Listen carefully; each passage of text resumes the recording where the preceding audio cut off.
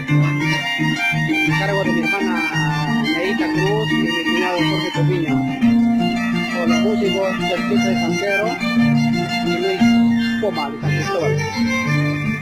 Es el tradicional, después del almuerzo, Caupilica.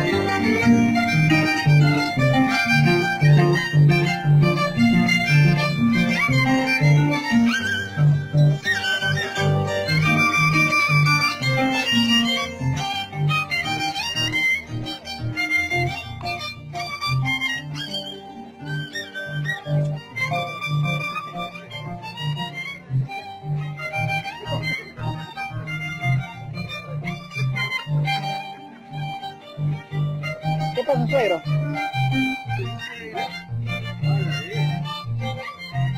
¿Qué pasa? Cuidado.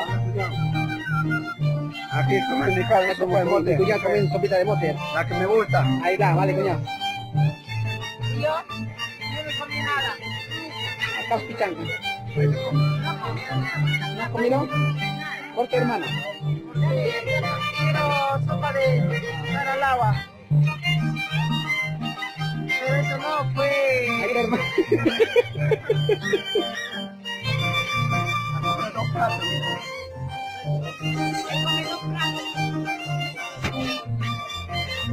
Y eso te queda.